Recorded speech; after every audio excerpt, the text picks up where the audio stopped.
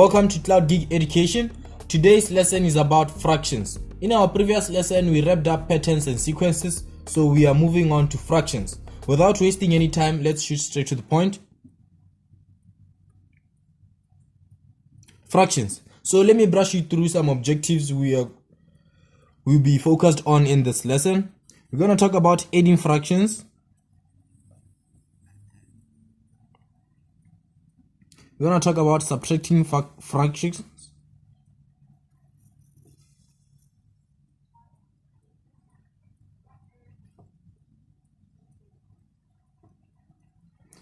We're going to talk about multiplying fractions.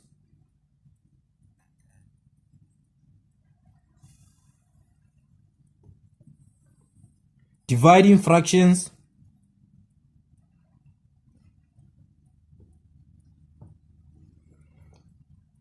We're going to convert fractions.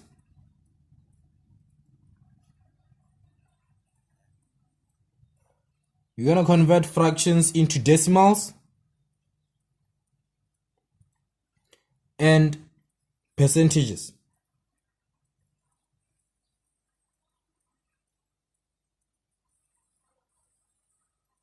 We're going to solve equations related to fractions.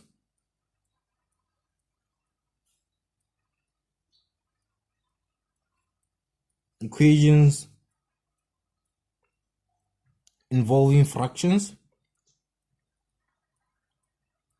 Then we are going to talk about a single fraction.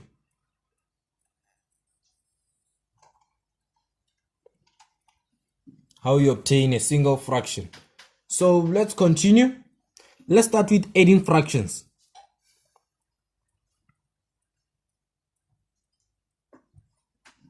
Right. So let's take, for example, 1 over 2. 1 over 2 is a fraction.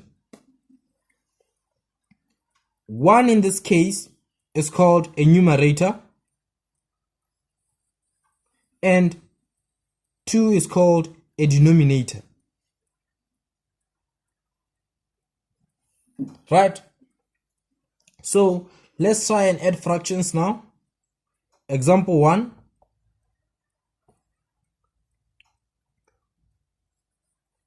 1 over 2 plus 1 over 2. When you add fractions, you have to make sure that your denominators are the same. That is the only way you can add fractions. But when your denominators are not the same, you cannot add fractions. You will have to make the denominators the same first. Then you can add your fractions. Now in this case, our denominators are the same. Our denominator here is 2 and here is 2, which means we qualify to add our fractions. So we add our fractions this way. We only add the numerators. 1 plus 1 is equals to 2. Then the denominators are always the same. We don't add them. We don't do nothing to them. Then our answer is 2 over 2. 2 over 2 is the same as 1. Right? Because 2 into 2 is 1. Each and every time you deal with fractions, your answer have to be in its simplest form. When an answer is in its simplest form, we mean whereby our numerator and denominator do not have a common factor. When our numerator and denominator does not have a common factor, we can say our fraction or our answer is in its simplest form. Right? So example number 2. Let's take, for example, 3 over 4 plus 6 over 4. Right? Our denominators are the same, which means we can add our fractions. Right? 3 plus 6 will give us 9. Then 4 will come as our denominator. Let's check if our answer is in its simplest form. What are the common factors of 9 and 4? 9 and 4 do not share a common factor, which means our answer is in its simplest form. Our answer therefore is correct. Right? Let's move on to another example. Let's try and make different denominators. For example, we have 3 over 4 plus 1 over 2. Right? 4 and 2 are two different denominators. Then in this case, we have to make our denominators the same first. How can we make our denominators the same? We have to multiply this fraction by 2. Why? Because 2 times 2 will give us 4. right? So let's multiply it by 2. Here we cannot multiply it because when you multiply by 2, 4 times 2 is going to be 8, and we will not be solving anything in that case. So we just want to make our denominators the same. So 2 times 2, which means this fraction of ours just comes the same way as it is. 3 over 4 plus 1 times 2 is 2. 2 times 2 is 4. Now our denominators are the same, which means we can add them. How can we add them? 3 plus 2 is equals to 6. 3 plus 2 is equals to 5 divided by 4. Right? So let's check if our answer is in its simplest form. 4 and 5 do not share a common factor, which means our answer is still 4 over 5 is in its simplest form. Let's do the last example with different denominators. Last example, in addition of fractions, adding fractions, we have 5 over 7 plus 3 over 2. Right. Can we add these fractions? No, we can't, because their denominators are not the same. So how can we make the denominators the same? We find the common multiple, the smallest common multiple of 7 and 2. We find the smallest common factor, the smallest common multiple of our denominators, right? Our smallest common multiple of 7 and 2 is 14. Let's just write down the multiples of 7 and 2. We have 7, we have 14, we have 21, right? These are multiples of 7. What about multiples of 2? We have 2, 4, 6, 8, 10, 12, 14, right? So as you can see, 14 is our smallest common multiple, which means we are going to make sure that our denominators are equals to 14. We turn our denominators into 14. How are we going to do this? 14 divided by 7 is 2, right? Which means we are going to multiply 7 times 2. So we are going to multiply all this fraction with 2, then multiply this fraction with 7. We multiply it with 7, right? So 5 times 2 is equals to 10 over 7 times 2 is 14, right? 3 times 7 is 21 divided by 2 times 7 is 14, right? Now our denominators are the same. We can add this fraction. 10 plus 21 is equals to 31 over 14. Now let's check if our answer is in its simplest form. 14 and 31 do not have a common factor, which means our answer is in its simplest form. We are done with it. Let's move on to subtracting fractions.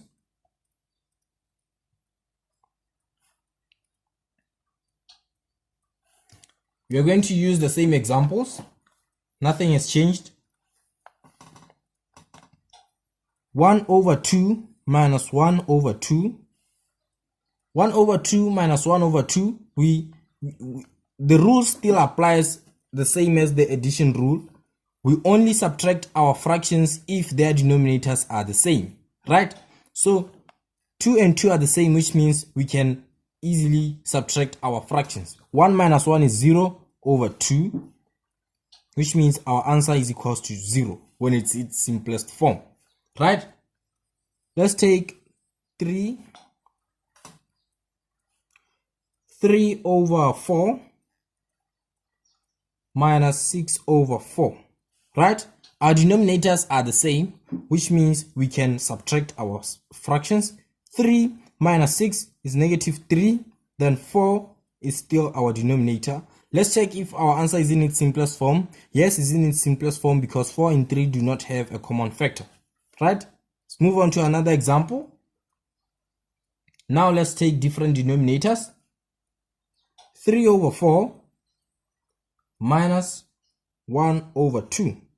Our denominators are not the same, which means we are going to find the smallest common multiple, right, of 4 and 2. Then we turn our denominators into that smallest common multiple.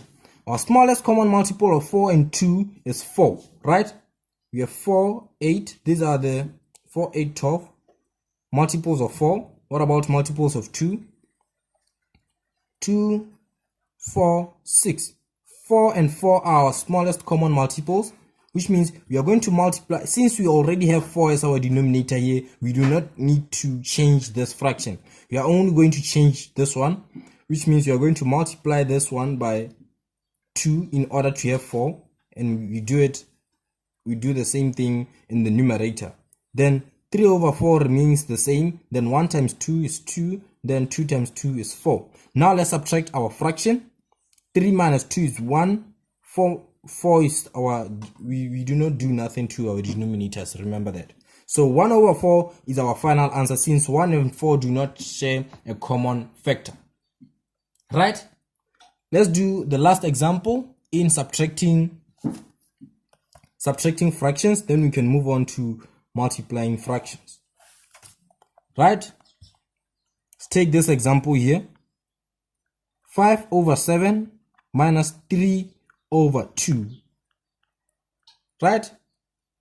The same thing applies. We are going to do the same thing. Our denominators are not the same. We find the smallest common multiple, which is 14. Right? Smallest common multiple here is 14, which means you are going to multiply here by 2. You're going to multiply here by 7. Right? Then 5 times 2 is 10. Over 7 times 2 is 14. Let me write it down here. 10 over 14 minus 3 times 7 is 21 divided by 14. Right? You're going to subtract 10 minus 21 is negative 11 divided by, over 14. Right? So let's check if our answer is in its simplest form. 14 and 11 do not have a common factor, which means our answer is correct, is in its simplest form.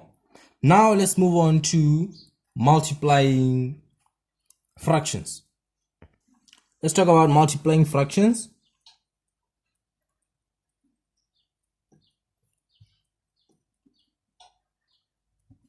Yes. How do we multiply fractions? We multiply fractions in this way. Now it's different from, the rule is different from the one for subtraction and subtraction and addition, right? Let's take, for example, 1 over 2 multiplied by 1 over 2. Right. Now here we multiply our denominators and numerators. Unlike in addition and subtraction where we didn't touch our denominators. In this case, we are going to multiply our denominators and numerators. How? We're going to say 1 times 1 and 2 times 2. 1 times 1 is 1 and 2 times 2 is 4. Our answer here is 1 over 4. Is in its simplest form. I think you can see that. Right? So that's how we multiply fractions. Let's take example B. We have 3 over 4 times 6 over 4. 3 times 6 is equals to 18 divided by 4 times 4, which is 16. Now let's make our answer in its simplest form.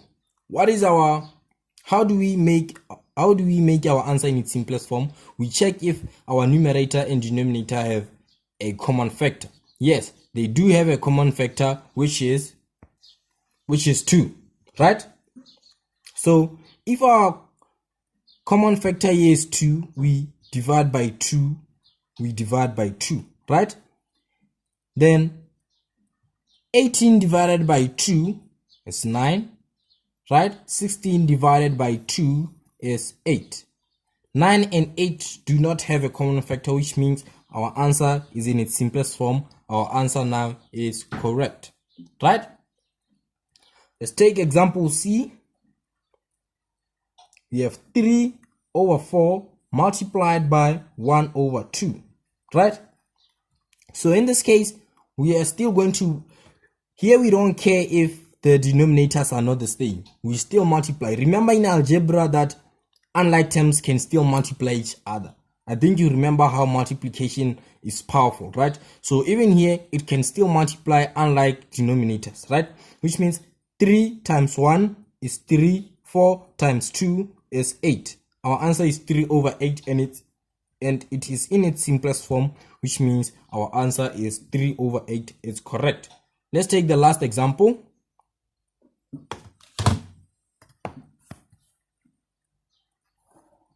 Let's take the last example. We have 5 over 7 multiplied by 3 over 2, right? 5 times 3 is equals to 15. Then 7 times 2 is equals to 14. 15 and 14 do not share a common factor, which means we have our answer as 15 over 14. Our answer is in its simplest form, right? I think you understand. Now let's move on to dividing fractions.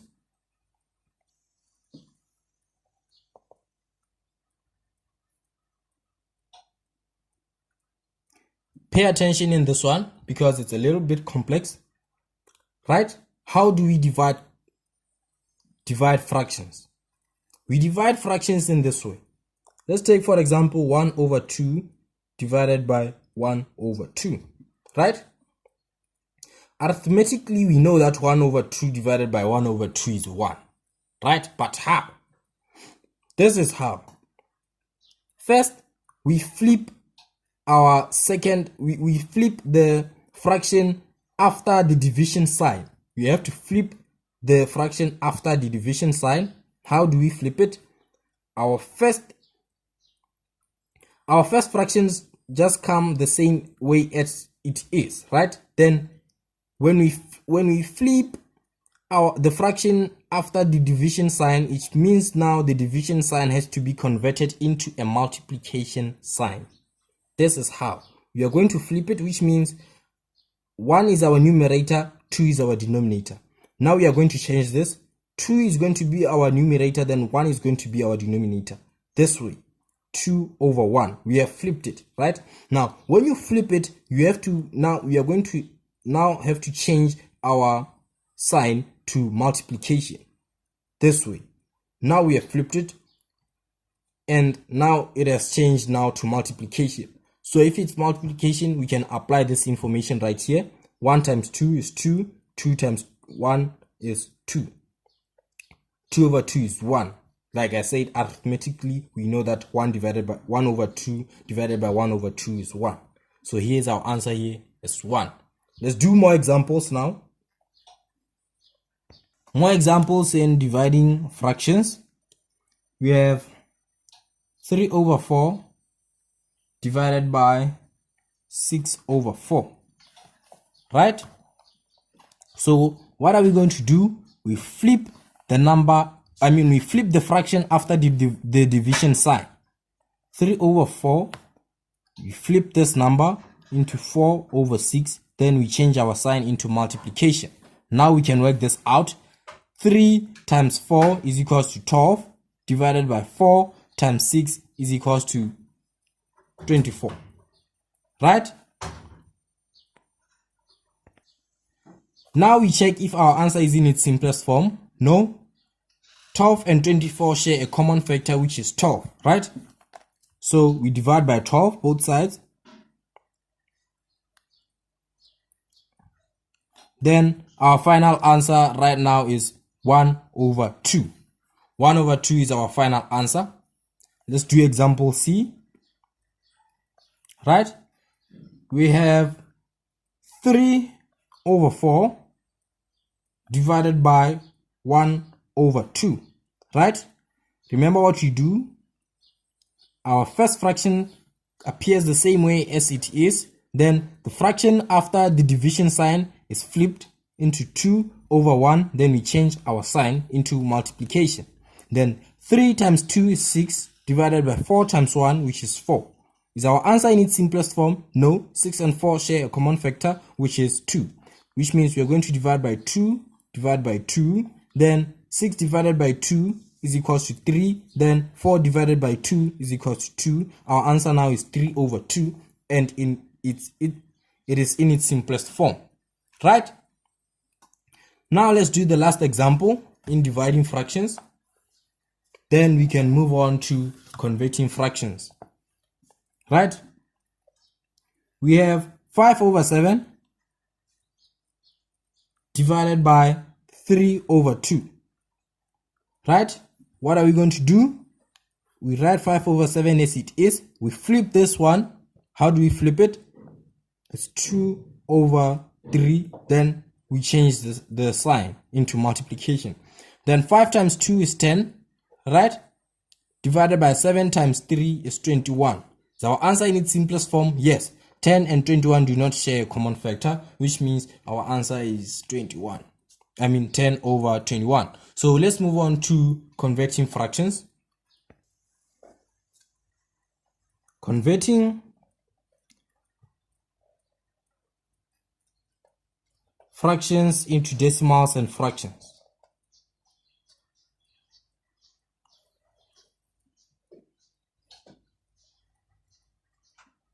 I mean percentages.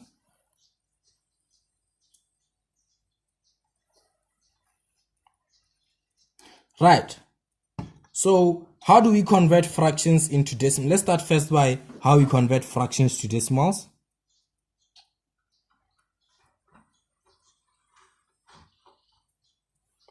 Let's take, for example, this fraction 1/2. How do we convert 1/2 into a fraction? We convert it this way. We say we are going to divide our numerator with our denominator, right? How? We're going to say 2 into 1. We know that 2 into 1 is 0, right? Then if it's 0, we are going to put a decimal point right here. The moment we put a decimal point here, we add a 0 into our numerator. Then 2 into 10 is 5. Our decimal now is 0.5, right? Let's take another example. But you can use a calculator in this. I mean, when you come in, when let's say you are writing your paper on which you know that a calculator is not allowed. Let's take another example. Let's take 3/4. How do we convert this into a decimal? 4 into 3, we know that it's 0, right? Then we put a decimal point and a 0, right? Then we take 4 into 30, which is 7, right? 4 into 30 is 7 with 28. I mean, yeah, with 28. Then we are left with 2, right? We put a 0 in it. 4 into 20 is 5, right? It's 5. Then our answer is 0.75, right? Let's take the last example in converting our fractions into decimals. Let's take 5/7. 7 into 5 is 0, right? You put a decimal point, you put a 0. 7 into 50 is equals to 7, right? Remainder what? We remain with 1. Then we put a 0. 7 into 10 is 1, right? With 7, remainder 3. We remain with 3. We put a 0. 7 into 30 is 4, right? Remainder 2. 7 into 20 is 2. It's 2 right here. We write the 2 right here. So it's just going to go on and go on and go on until we make it to 3 decimal places, which is 0.714, right? That's how it is. Let's take our calculator and check 5 divided by 7. 0.71428. You see, 714, then to 3 decimal places 714. I think you see how it's done. That's how we convert. Now let's convert our fractions into percentages.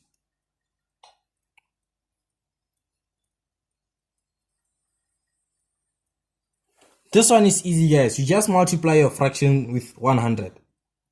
Let's take 1 over 2 is a fraction. How do you convert it to a percentage? You just multiply it by 100. Then this 100 is the same as 100 over 1, right? 100 times 100 is 100. 2 times 1 is 2, right? Let's make it a simple, let's simplify it. 2 into 10 is 5, right? Then our answer is 50%. Let's take another example. Let's take 3 over 4. We multiply it by 100, right? 3 times 100 is 300 divided by 4. 4 into 30 is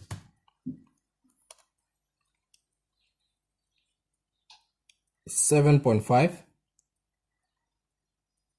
Let's just say 300 divided by 4, which is 75%.